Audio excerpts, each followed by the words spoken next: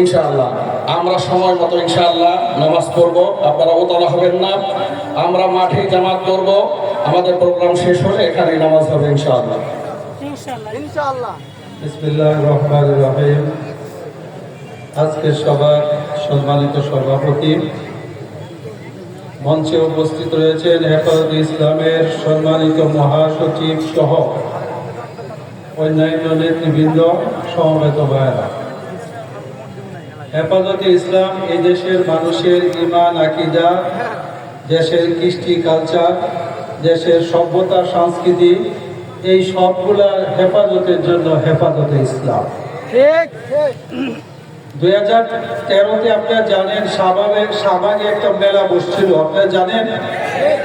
ওই মেলায় মানুষকে বিরানি দেওয়া হতো, রসুলের বিরুদ্ধে কুৎসা রটনা করে গান গাওয়া হয়েছিল।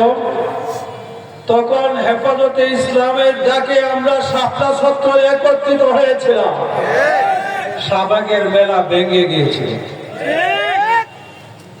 2021-এ নরেন্দ্র মোদীকে যখন বাংলাদেশ সরকার এদেশে আনতে চাইল, আমরা বললাম যে গুজরাটের কসাইকে বাংলাদেশের মানুষ এদেশে দেখতে চায় না। আমরা আন্দোলন করলাম, আমাদের উপর গুলি বর্ষণ করানো হলো, ব্রাহ্মণ মেরে আমাদের ভাইয়ের বুক যাত্রা করে 21 জন ভাইকে সেখানে হত্যা করা হয়েছে, হাটহাজারীকে হত্যা করা হয়েছে, এবং হাজার হাজার ভাইদের বিরুদ্ধে মামলা দিয়ে আমাদের নেতৃত্ব শূন্য করার জন্য হেফাজতের প্রথম সারির সকল নেতাদেরকে কারারুদ্ধ করা হয়েছে। সেই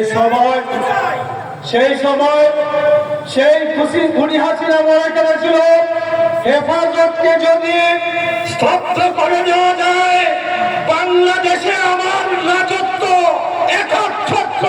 2040 পর্যন্ত চলতে থাকবে। কিন্তু 2024-এ ছাত্র জনতা আপনাদেরকে সেই স্বপ্ন পূরণ হতে দেয় নাই।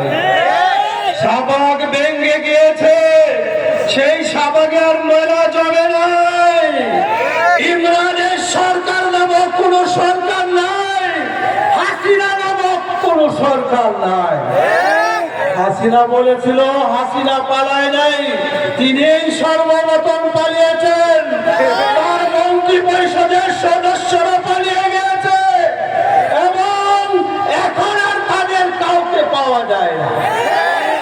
শুনছি হাসিনা নাকি আবার দেশে কোনো সময় জট করে ঢুকে পড়বে, জট করে।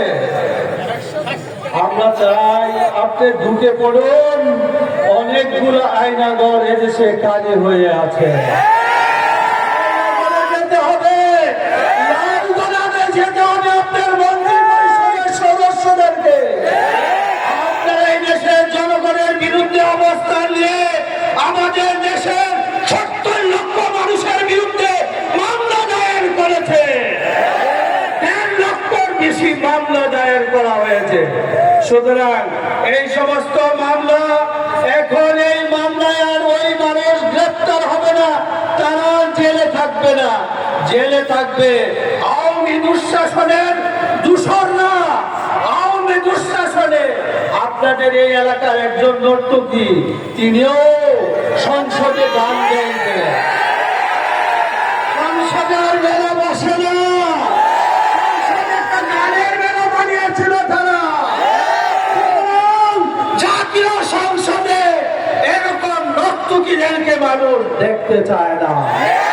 আগামী দিনের বাংলাদেশ হবে ইসলাম প্রিয় জনগণের প্রত্যাশা অনুযায়ী জাতীয় সংসদের নির্বাচিত হবে তাদের প্রতিনিধি। সেই প্রত্যাশা রেখে আপনারা হেফাজতে ইসলামের সাথে আগামীতে যেমন ছিলেন গতবার, তেমনি থাকবেন। হেফাজতে ইসলাম, আমরা জানেন যে দেশের একটা শিক্ষা কমিশন করা হয়েছে, আমরা হেফাজত নেতৃবৃন্দ আমরা বলেছি এই শিক্ষা কমিশনের মধ্যে আলেম এবং দিনদার বুদ্ধিজীবী তাদেরকে রাখতে হবে। আমরা চাই না যে আপনারা পরাটা আর ডাইলের রেসিপি, ডিম ভাজার রেসিপি প্রতিষ্ঠানে শিক্ষা দিবেন।